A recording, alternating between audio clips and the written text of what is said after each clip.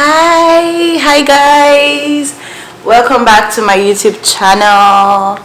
My name is Omolade Ajayi. If you're new here, I basically started this channel to document my lifestyle with respect to my health, my fitness, my beauty, which are things I'm passionate about. I am a cosmetic scientist, but by the side I love everything with relation to like health, fitness, diet, healthy diet, fitness.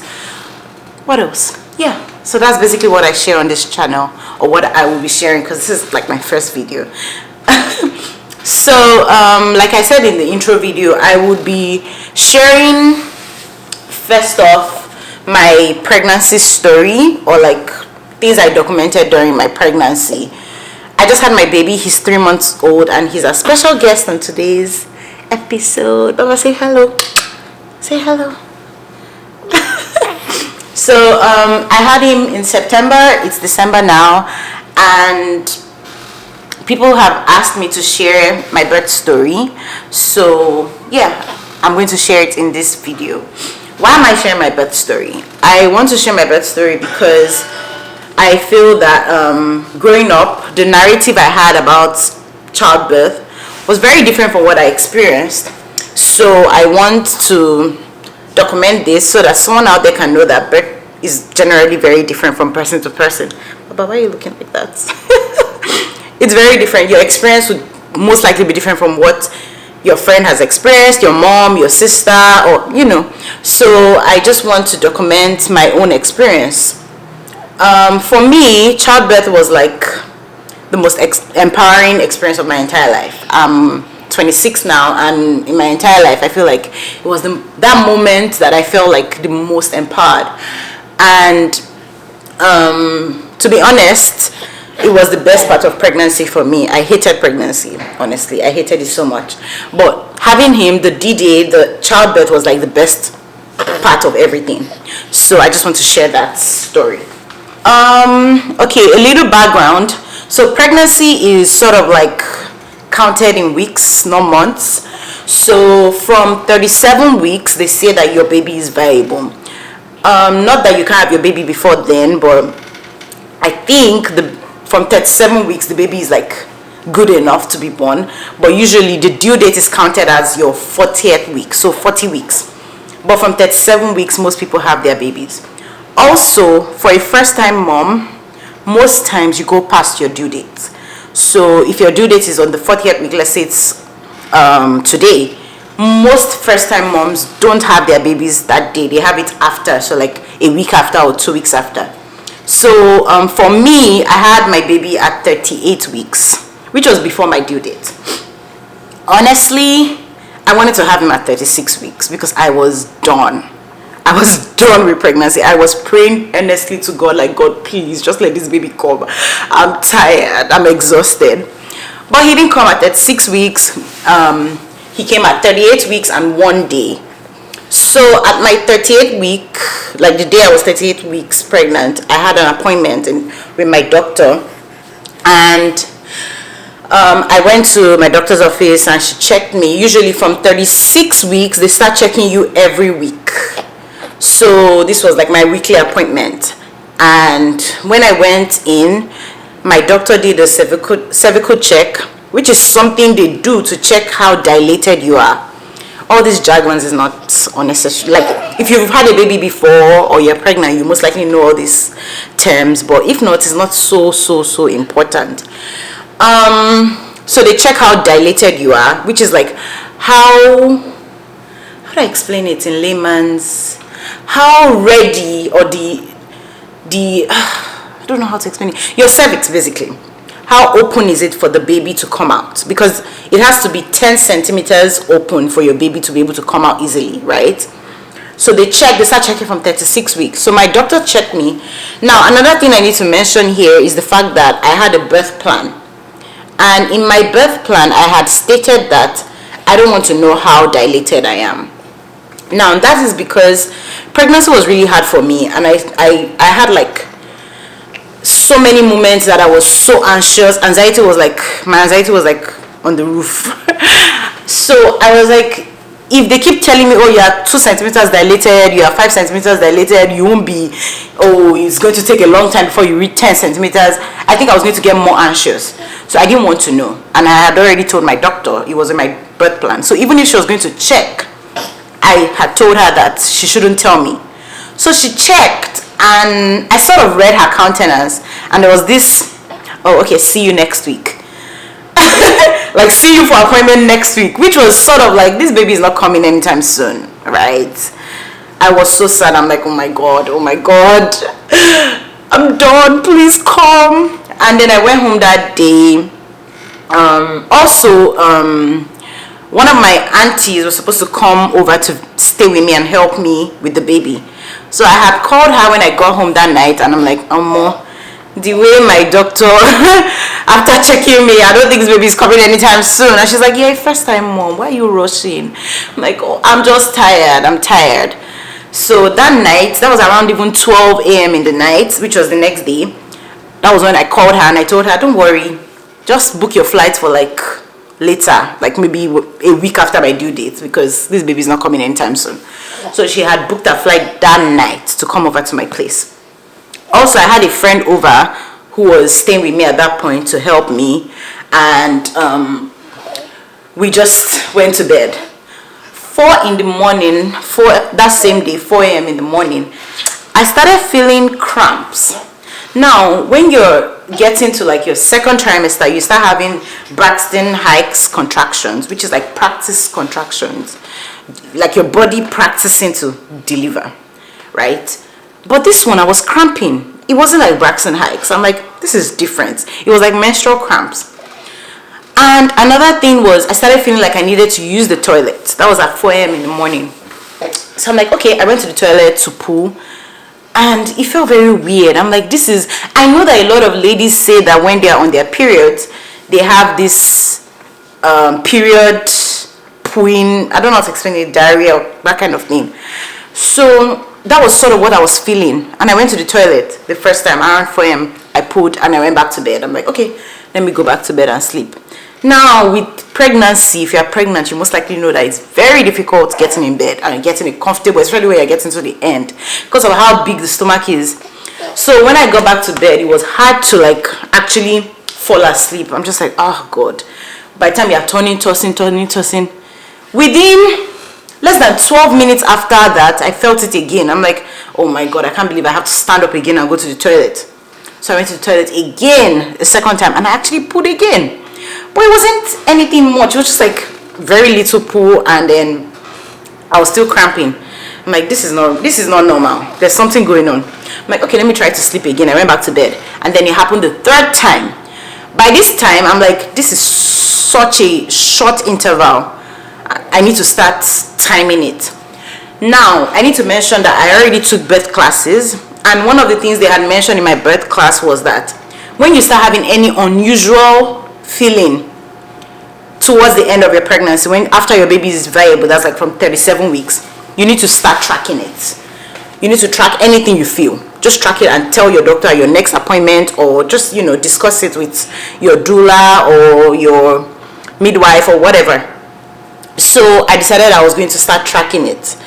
And at this point, I was using an app, Ovia, that's the name of the app, Ovia Pregnancy. So they have like a contraction timer.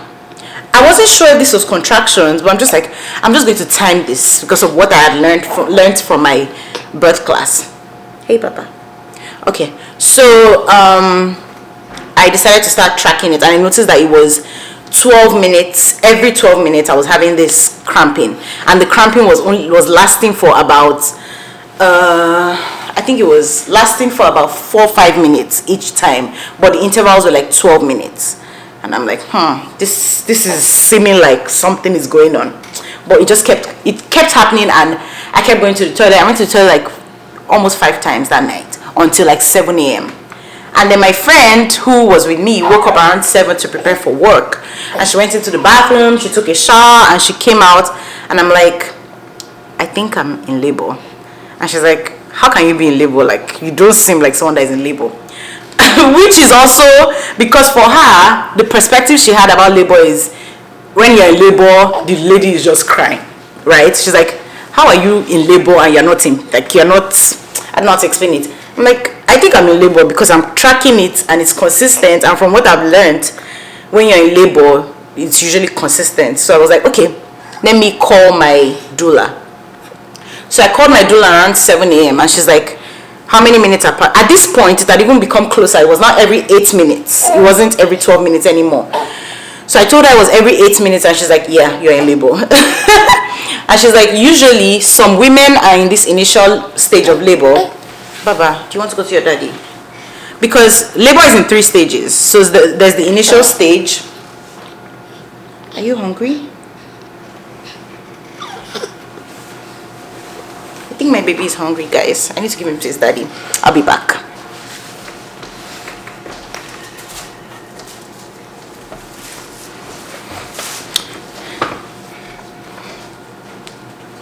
Okay, so the initial stage of labor for some women can last days. So my doula was like, you're in the initial stage and we're not sure, it could be fast and it could be slow. So I'm like, okay, I need to go to work. It was a work day, right? So I'm like, should I go to work? Because I also learned from my birth class that you don't need to panic. When you're in initial stage of labor, you can go about your daily activities and just manage it. Okay, so I'm like, should I go to work? And she's like, I should check. I should time it more for some time. If it's getting closer and more consistent, I shouldn't go to work.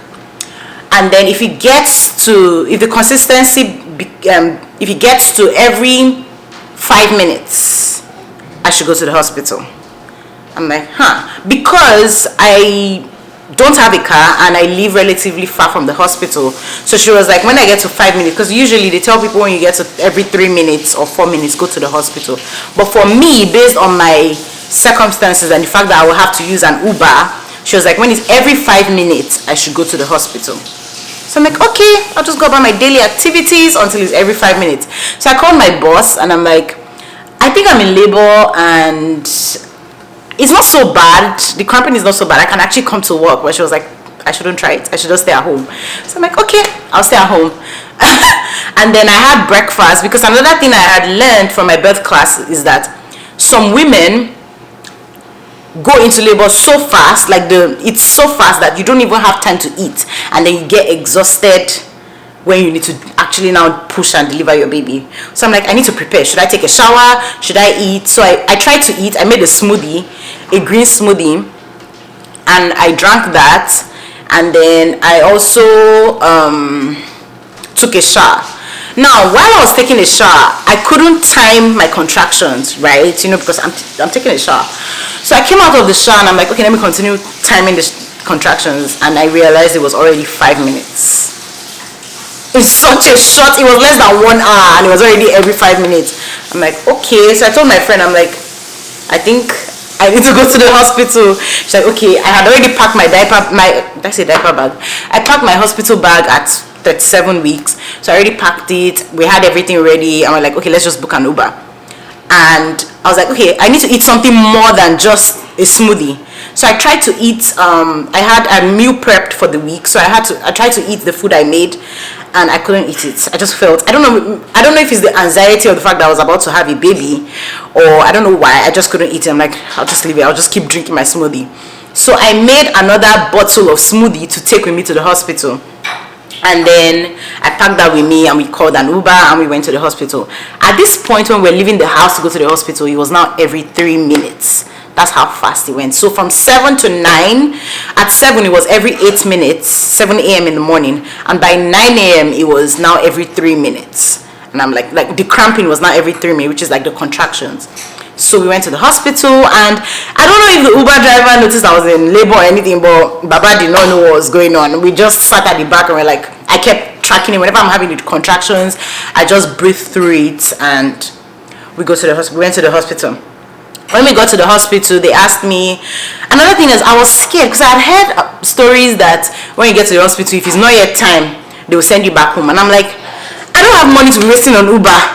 Please, I beg, don't send me home. So I went to the hospital, or I was hoping I would get to the hospital when they can actually admit me. So I got to the hospital, and immediately they asked me like, how many minutes apart are your contractions? Well, I was like, every 3 minutes. They did not even bother saying let them even do cervical check. They were like, they should admit me straight up. I'm like, why so fast? Anyways, they prepped the room and they took us in, and we were there by 9. And then I also already called my doula that it's now I'm going to the hospital, so she was going to meet us at the hospital. And then they admitted me. My friend was there. We just kept, each time the contractions come, and then after they admitted me, I stopped tracking the whatever, because I'm like, there's no need. So they put the whatever it is to check the baby's heartbeat or your stomach. I don't know what that thing is called. Check baby's heartbeat, check your own contractions. And because I had also, remember I said I had a birth plan. In my birth plan, one of the things I wrote there was that I didn't want to be tied up to any machine, because I want to be able to move around through my contractions. And this is different from the narrative we know, because most times what you see or what you know about pregnancy is that, oh, the woman is just on the bed. But because I did birth classes, I already knew that it's possible that you can actually tell them you want to walk around or you want to use the bathtub. So I told them I don't want to be in bed and just tie me down in bed.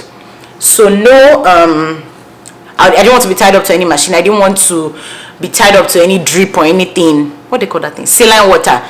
Yeah. So they didn't put the saline water, but they set the line just in case I get exhausted and I need electrolytes. So they set the line, but it wasn't connected. Also, they checked just baby's heartbeat and all, and then they removed it. So I was able to move around. I started using the yoga ball. One thing I do a lot is yoga. So I had already written it in my birth plan that during labor I want to be able to use the yoga ball. So I was able to use the yoga ball. I was moving around for some time, and then the intensity got worse, and I just like, you know what, I'll stay in bed. My doula came around 11 or 12, I don't remember exactly right now, and then she was just there with me. We just like laughing through it, gisting. We're all just there. Each time the contractions come, I just take in deep breaths. Breath work was like what helped me throughout labor. What else?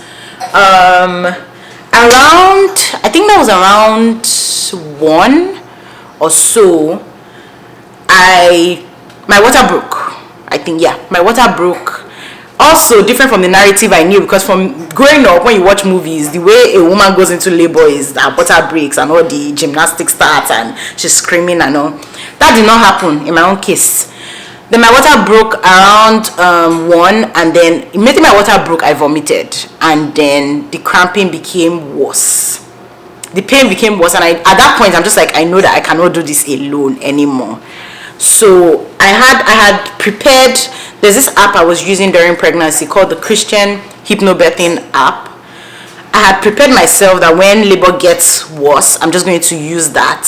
So the Hypnobirthing app is like, they have tracks that they play, and it helps you with breath work. It's like you listen to the tracks. I would tag it, I will put it in the caption.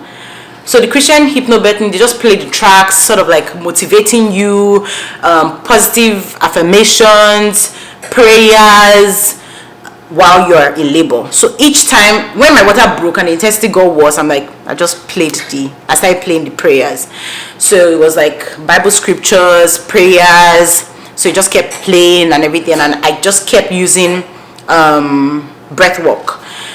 The contractions also got closer. So you remember I said it was like every 3 minutes before. Now it was like coming every like 1 minute. So you literally don't have time to take a breath or to rest in between each contraction. And at this point I threw up. Remember I said I had smoothie in the morning. That was all I had all day.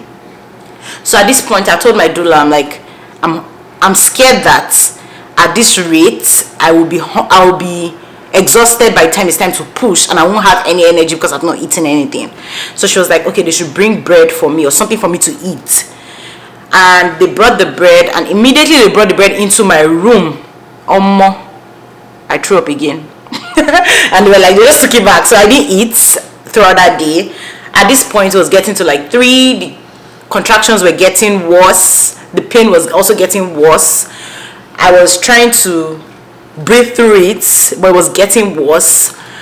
At a point my doula was like, I should change positions, I should use the yoga board, or do I want to go into the bathtub? I'm like, no, I don't want to go into the bathtub, I just want to be in bed. Because being in bed, I was able to just concentrate. Also, she dimmed the light so that it was like the environment was sort of like, I don't know how to explain it. So the light was off.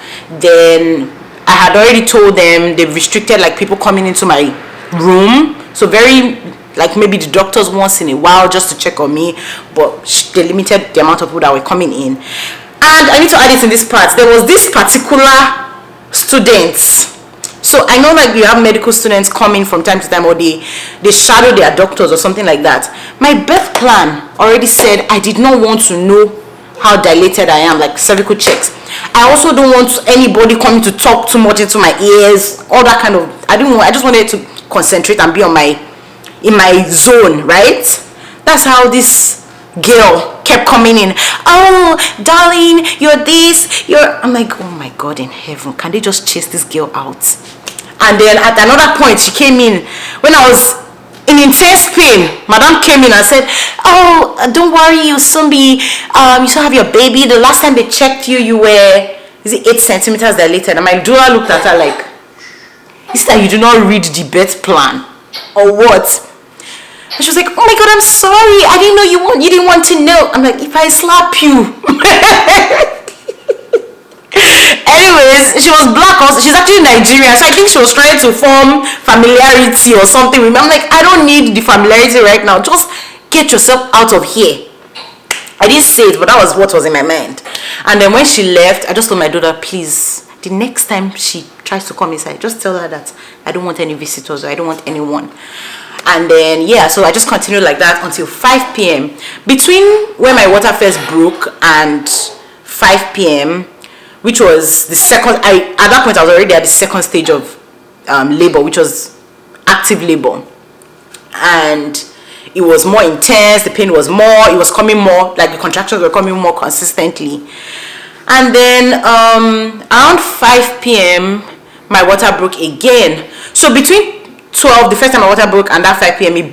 my water broke, like kept dripping consistently, maybe like every 2 hours, and each time my water breaks again, I would vomit again. And at this point I was so exhausted, I was drained. At 5 p.m. I literally did not have any energy in me. I was trying to concentrate and still use my breath work, but it was hard. It was so hard. So my doula started holding my hands each time I had to like breathe through it, and she's like, you can do it, just breathe, you can do it, you can do it. For me, relatively, I would say that birth was very calm, because there was no screaming, no shouting. It was very calm environment. And at this point my water broke again, and I just knew that I was in transition because it was intense. At this point, that was like 5 p.m. I almost could not control it. Like, you know when you're using your breath, like taking deep breaths, I couldn't even take deep breaths. It was that bad. So she was like, do I want to use, oh yes, I now asked her that I wanted to get an epidural at that point, and she's like, no, you don't need it, because I had mentioned in my birth plan that when the pain gets intense, there's a possibility that you will not be able to control what you're saying, and you just be like, just give me the epidural, that kind of thing. So I had mentioned in my birth plan that I have to ask 3 times before they give it to me. Like if I ask the first time, they know that I'm still joking. If I ask the second time, they know that we're getting there. If I ask the 3rd time, just give it to me. So I asked her the first time, she's like, it's just the first time, you can still do this, just try. I'm like, okay, let's do this. And then I was already in transition. Transition is between when you're 8 centimeters and 10 centimeters, which is like the shortest part but the most intense, and that's when the baby is actually coming, right? So from 5 p.m. she was like, okay, do I want to use what's it called, laughing gas, liquid nitrogen, I think that's what it's called. So I'm like, yes, they should give it to me. So they gave me the liquid nitrogen, and that helped a whole lot. Honestly, from that 5 p.m. I feel like the laughing gas made me high, because I don't really remember what happened. I just know that from that 5 p.m. to when my baby came around 7:30, I don't know what happened. It was so intense that it was like I was in a trance or so. I don't know. I can't remember the details. I just know that they gave me my baby. So I don't exactly remember the pushing stage. I don't remember a lot of that because I think the laughing gas just threw me off. And they told me that my baby came within 8 minutes. So the entire time that I used to push was 8 minutes. I don't remember the details. I don't remember how painful it is, but I had a stitch. I had a tear, so they had to stitch me. And that was after I had the baby, so I already had him in my arms. So I sort of felt the stitch. It wasn't so painful because they numbed the area, but I could feel like the sewing, the threading process. Yeah, I could feel that. So I had a tear, and yeah, that was it. It was a total of about 15 hours. It was relatively calm. Even my doctor, when she came in, she was like, that's like the calmest first time birth that she has ever like had. Like, it was so calm. It was, I felt like I was in control almost throughout. I knew what was happening at every stage because I had done birth classes, and I think I'll make a separate video on that, on the things I did that helped me with labor. That would be a separate video.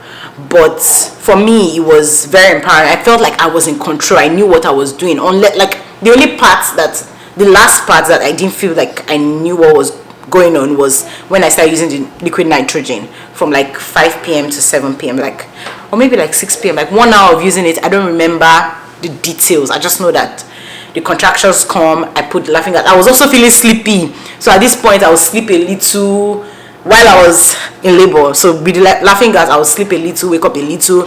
My Christian hypnobirthing tracks were still playing in the background. So I had my music playlist also, but I didn't use that one at all. I just used my Christian hypnobirthing tracks throughout. What else?